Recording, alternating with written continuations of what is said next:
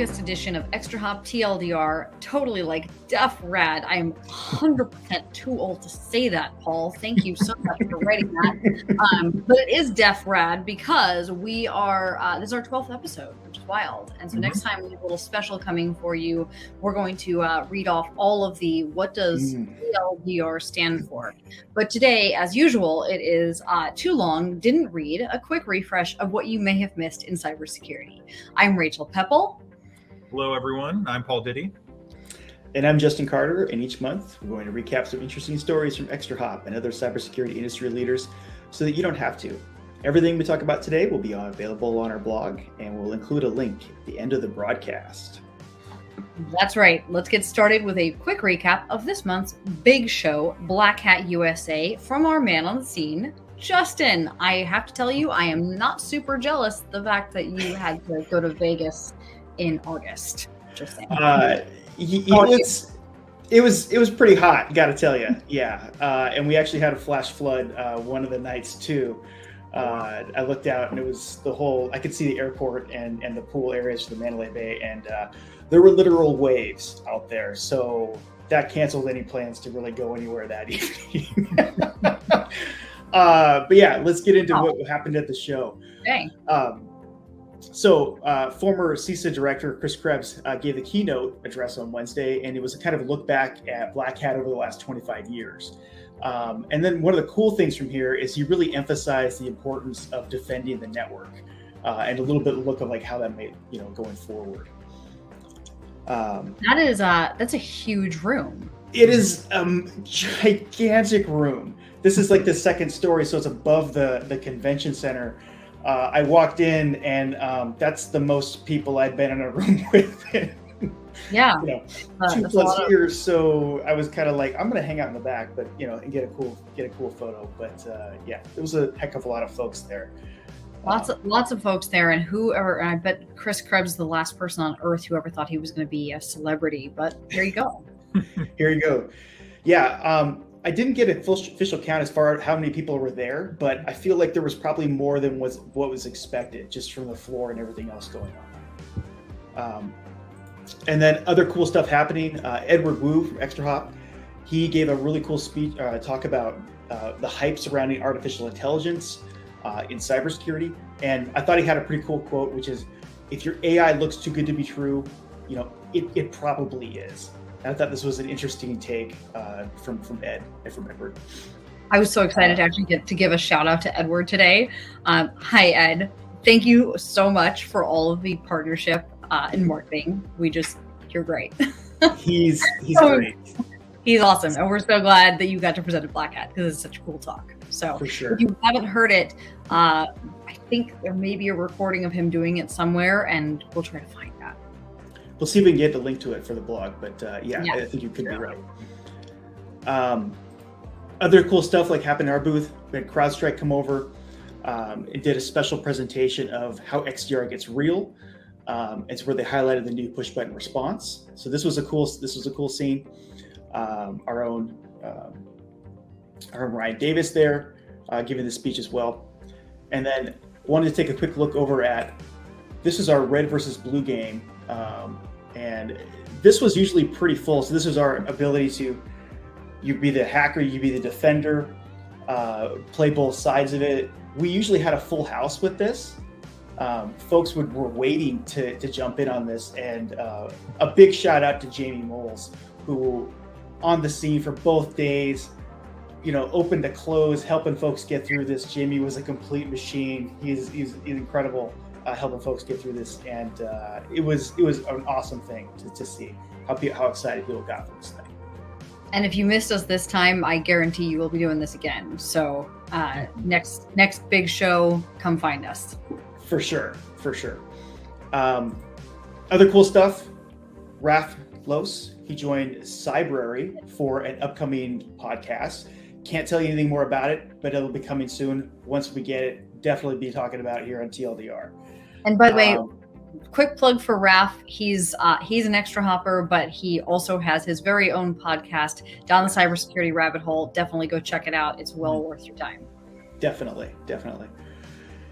And then last but not least, we had our Threat Hunter game So this is your ability to basically zap APT, ransomware, and supply chain compromise right out of the network with a whack-a-mole style iPad game. So this is a pretty fun thing. We're definitely gonna have this in some upcoming shows as well. Yes, and my 8-year-old is working on exceeding 100,000 points. So on her iPad. Excellent. And It's the that only is game allowed to play.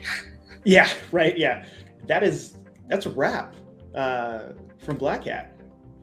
Should we talk about Falcon? Are we talking about Falcon? We should talk about Falcon. We talk about Falcon. Let's do that. Who's Yeah. talking about Falcon? Let's do that. Let's talk about Falcon, because now that Black Hat's over, we're gearing up for the next one, which is CrowdStrike's Falcon. It's also going to be in Las Vegas, and it'll be September 19th to the 22nd. And we're really excited about this one too. Falcon is the world's leading cybersecurity conference with thousands of attendees that include CrowdStrike customers, partners.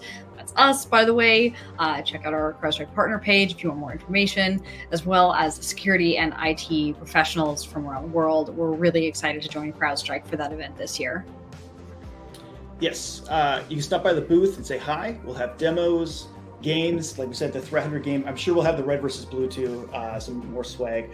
And don't forget our customer review promo. We're still doing that. Submit reviews on G2 and Gartner, and you can pick up a pair of Oakley fraud skins at the booth. Let me say that again. And if you can't make it there, then we will mail them to you.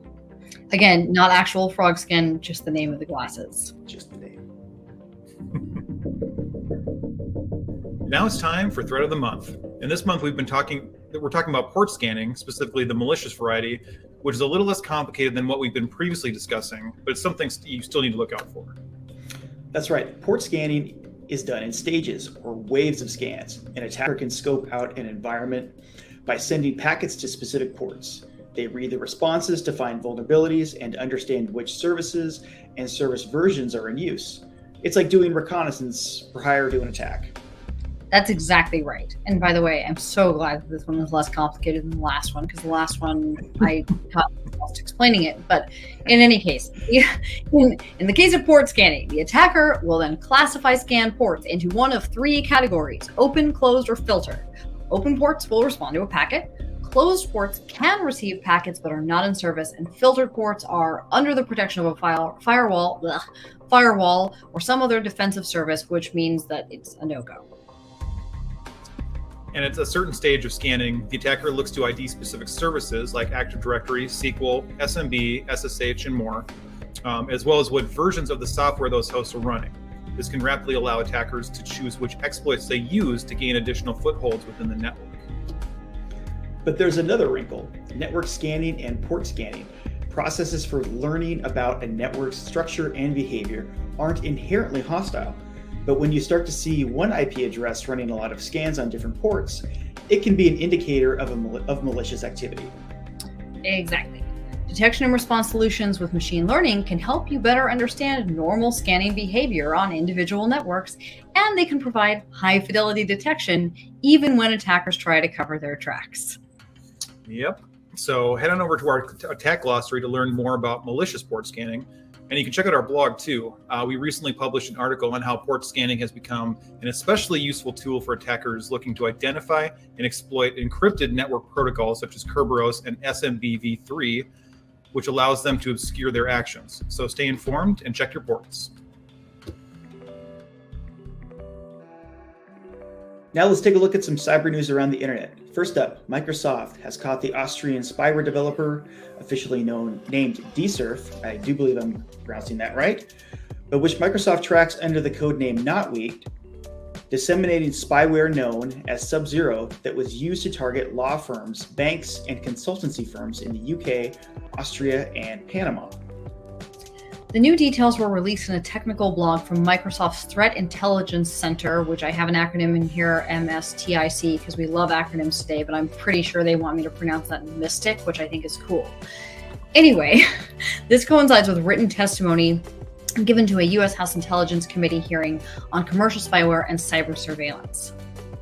DSurf claimed to help multinational corporations perform risk analysis and collect business intelligence, but Microsoft has linked the company to the sale of spyware used for unauthorized surveillance. which is why you have to check your references before you hire someone. Exactly. And finally, just when you thought it was finally safe to be on Twitter, and did we think it was safe to be on Twitter, Justin? I don't know. Maybe not. Dark Reading has a story about a recent wave of social media phishing schemes that are doubling down on aggressive scare tactics with phony account abuse accusations to coerce victims into handing over their login details. Bullies come in all forms, including bot ones. Malwarebytes Labs uncovered 2 phishing scams targeting Twitter and Discord. And for those who don't know what Discord is, it's another social app very popular in the security world. The Twitter phishing scam sends users a DM flagging their account for use of hate speech and requesting that the user authenticate the account to avoid a suspension. Users are then redirected to a fake Twitter help center, which asks for the user's login credentials and then presumably steals them and locks them out. And on Discord, the phishing campaign sends users a message from a friend or a stranger accusing the user of sending explicit photos that are exposed on a server. The message includes a link to the purported server, and if the user wants to follow the link, which they shouldn't do, they're asked to log in via QR code. If they do, the account will be taken over. Then the message gets sent to all their friends on his or her account, perpetuating the phishing scam. We've said it before, It's like Facebook. Sorry, Justin. It's like Facebook scams of yore. You click on the thing, and then all your friends get in. Yeah. Anyway, goes right out to the network of everybody else you're connected to. Exactly. And this is why you need to monitor what's happening on networks. Just saying, they propagate things quickly. Very, very quickly. Yes, we've said it before, and we're just going to keep saying it till everybody listens. Do not click on suspicious links or QR codes. These scams are just like bullies in this sense. You just got to ignore these things. Ignore those links, ignore those QR codes, lay off of it.